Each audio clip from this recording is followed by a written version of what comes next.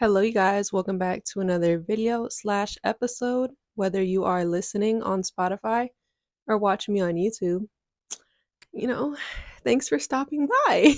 Today, y'all, I want to talk about jealousy in relationships. And no, not, oh, I'm jealous, I'm possessive, I'm protective over my partner. I'm talking about jealousy between y'all. I mean to flip y'all off. Between you guys. Your partner being jealous of you, you being jealous of your partner.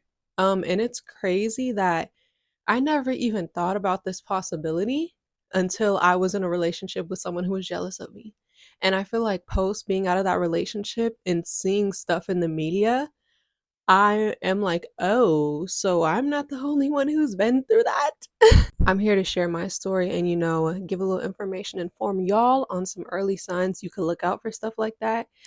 Because jealousy is real, y'all. It's not fake. Y'all gonna see when I tell the story. I feel like it all starts with how the person presents themselves in the beginning. Um, I went into my relationship with someone who was very insecure off the bat. Like, I could tell. He even told me, like, yeah, I struggle with like insecurity about my look, stuff like that. That's why I don't have a profile picture, which like is fine. Everyone is insecure at some point. I'm insecure about something a day at a time. Like everybody has insecurities, but I feel like everyone experiences insecurity at some points, but some people are just insecure people. And I feel like that is what I was dealing with. I didn't think it was a big deal at first because, like I just said, everyone has insecurities. Okay, I'm insecure too. My relationship before that, I struggled with acne. I was very insecure about that. I was very insecure about myself when I got my heart broken. Like everyone has their moments, but this was a little different. I think that being insecure is so normal. It's so human. Where you got to pump your brakes and where it has to stop is when people start projecting their insecurities onto you. All of a sudden, their insecurities are your fault, or they're acting like this because of you. That's the type of people we don't need to be in relationships with. So, when I hear, oh, he's insecure about his looks, da da da, that's why he doesn't post a lot or whatever, I'm like, okay, that's fine. Everybody has stages, but it's like I started to see it come out when we actually got in a relationship and all that stuff. Like, y'all, this is too embarrassing to even say on camera, but I'm gonna say it. I already told TikTok. I may as well tell you guys too. Um, I remember this was someone who was very insecure about themselves, but one thing about that abusive boy, he was very abusive and not a good partner, but he would never fall short of making me feel loved and beautiful, which is what abusers do. Um, Always showering me with compliments, like stuff like that, being like, "Oh my gosh, like I see on TikTok and stuff, like people are always complimenting you." Like at first it started like cool, like, "Of course, cuz you're beautiful. That's my girlfriend, blah blah." And then it came down to examples like the one I'm about to tell y'all. Um One day he was feeling, I don't know, just in a mood. We our date got rushed because of some reason. I feel like he was kind of already in a mood. Um when we were on the date, but it kind of got even more ruined when we had to rush. And so, yeah, he was kind of just being moody. um, and I remember later that day we were talking and it started texting and it started to get into an argument. I can't tell you what the argument was about. He started arguments about literally nothing all the time. But I remember he goes, "Oh, and another thing. After we finished our food, I feel like you seemed really self-centered when you like checked in your camera to see if like your lip liner was still there."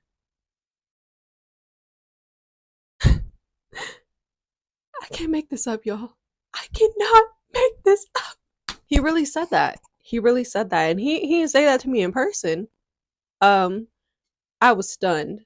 I was like, wow, yeah, you need a break because you feeling some type of way that I was checking my makeup after we ate is very, very weird. If you guys follow me on TikTok and Instagram at Alicia Milan. That is my biggest platform. Um, I really gained community and gained a lot of my platform from viral videos slash going live. I've been going live pretty often about the past 2 years. Like I started earning a little money on live. I started to get people who would come back and just chat with me, and I really gained a community. It was fun. And I'm the type of person when I'm in a relationship, I will do anything. I feel like to be considerate of my partner, because that is the feeling of not being considered. I feel like I felt so many times in friendships, in romantic relationships, in my family. So I would never want to do something that would make them uncomfortable or that I wouldn't want done to me. And I feel like a lot of other people need to hear that. But anyway, so I would go live. My audience on TikTok lives would be mostly men. Not that I can choose it. Some of y'all are really cool, but a lot of it would be, men who either really thought I was cool and funny and would contribute to the conversation, or some that, would drop comments, think I was attractive, stuff like that. So I remember he knew that. He would be on my lives. When we got to being in a real relationship, I literally would let him be the moderator, which is like, you can block people if they're being weird to me, like blah blah blah. I would always be like, "Oh, hi baby," like, acknowledge my boyfriend on the live. And I remember one day again, I was just like, "All right, well, I'm about to go live and I'll call you after I get live," which is, like I said, somewhere where he knows I make money, and that helps me build my platform. Y'all, he did a whole thing. He was like, "Why do you want to go live? Just so you can talk to a bunch of boys?"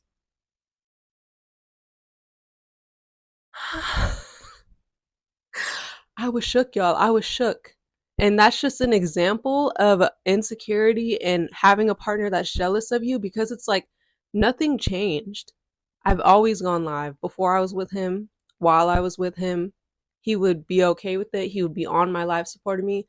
But this day, because he was in his own mood and had his own securities going, he had to project that shit onto me and make me feel some type of way.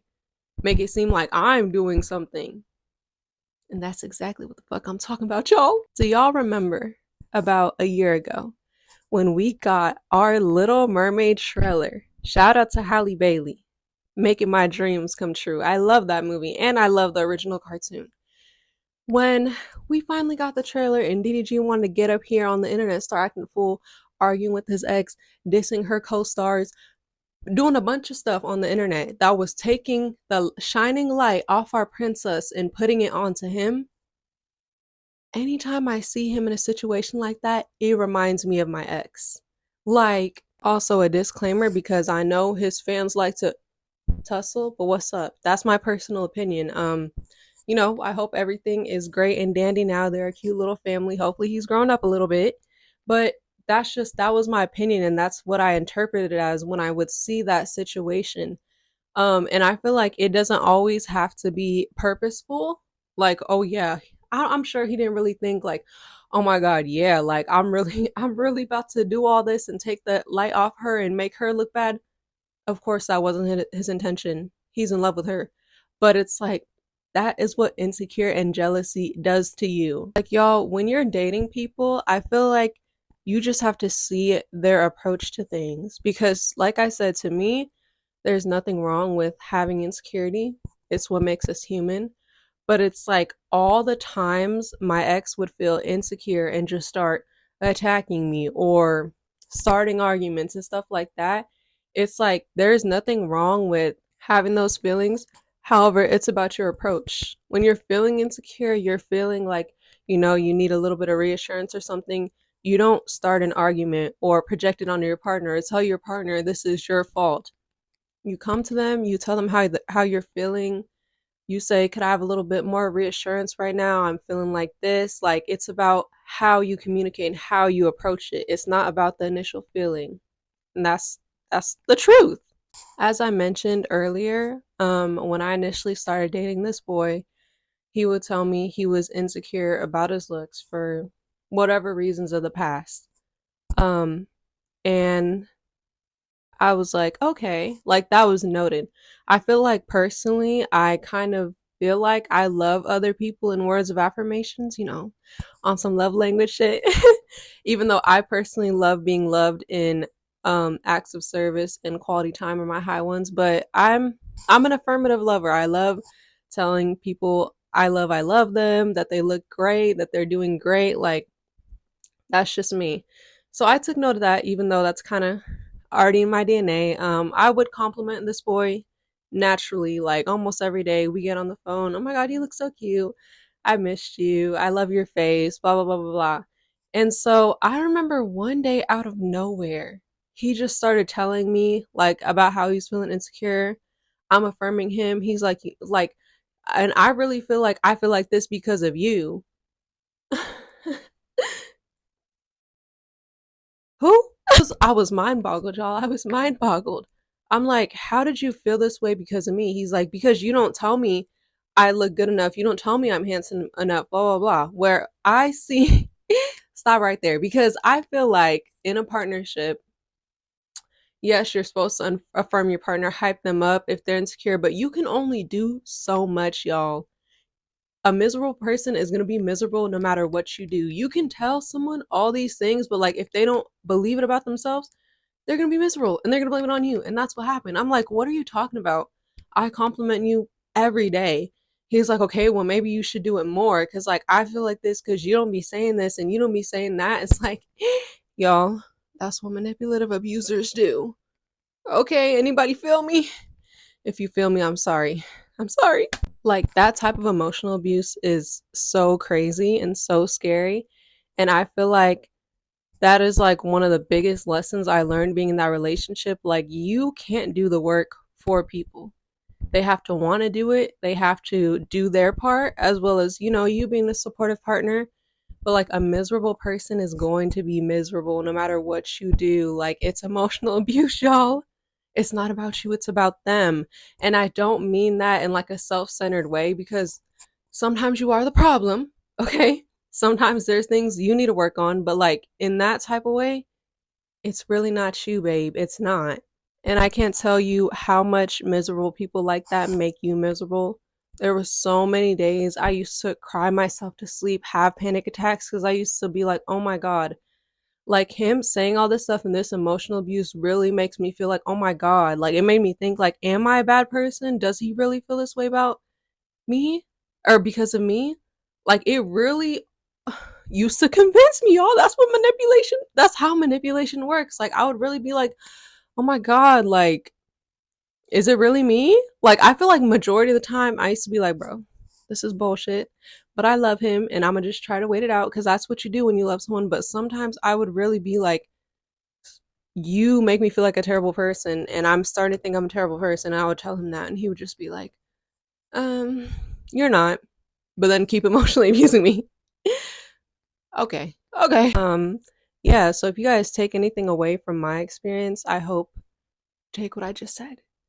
You can't do the work for people and it's so hard and so heartbreaking being a young person in a relationship loving someone, but like you're loving yourself more by realizing that you can't, okay?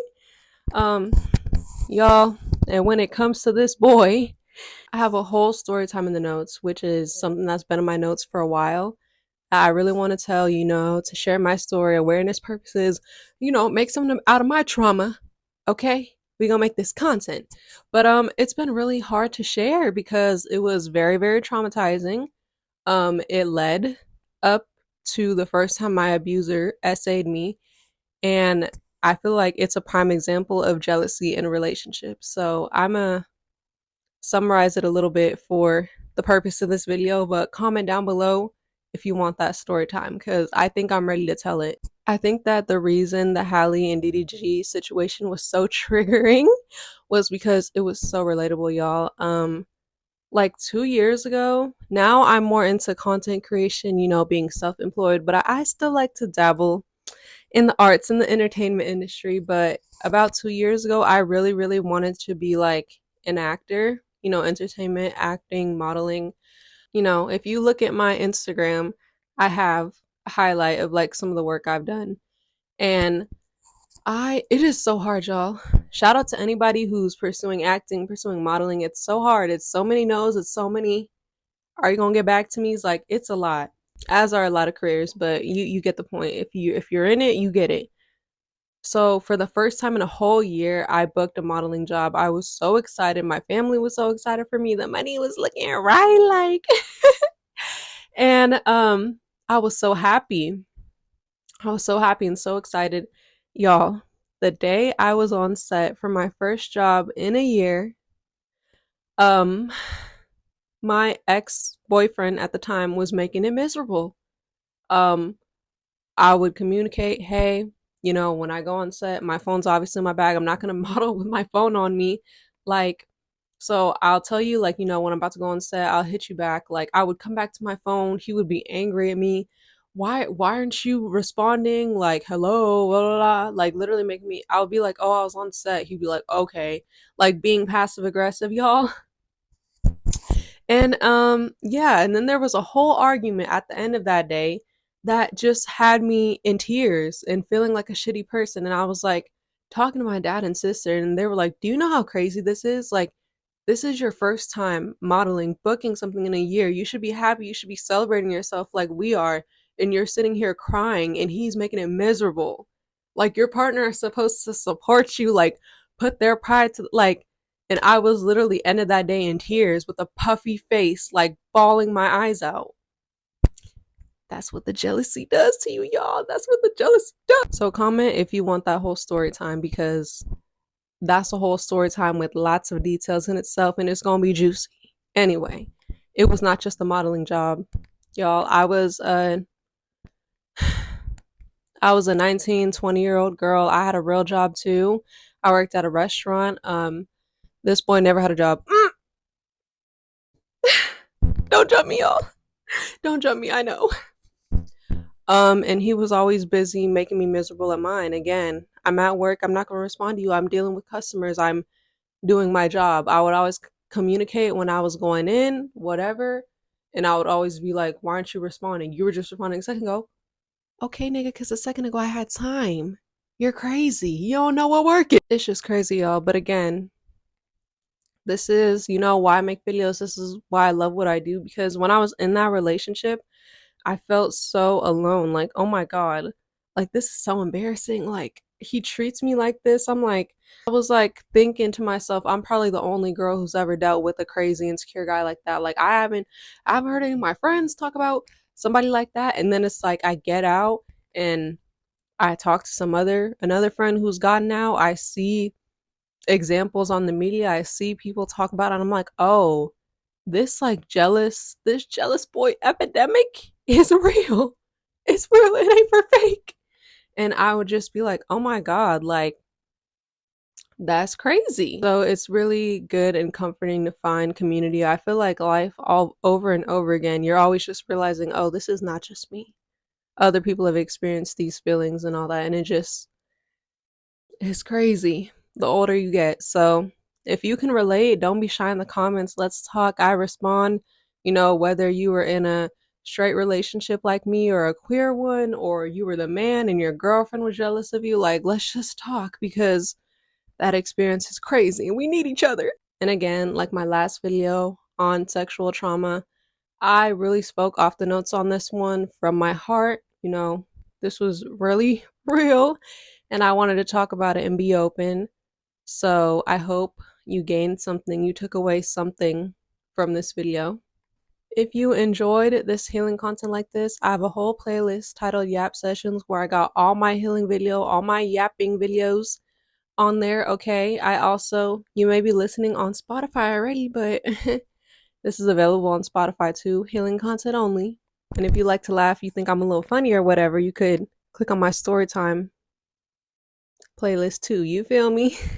Thank you guys for listening to me yap yet again. I will catch you guys in the next one. Bye.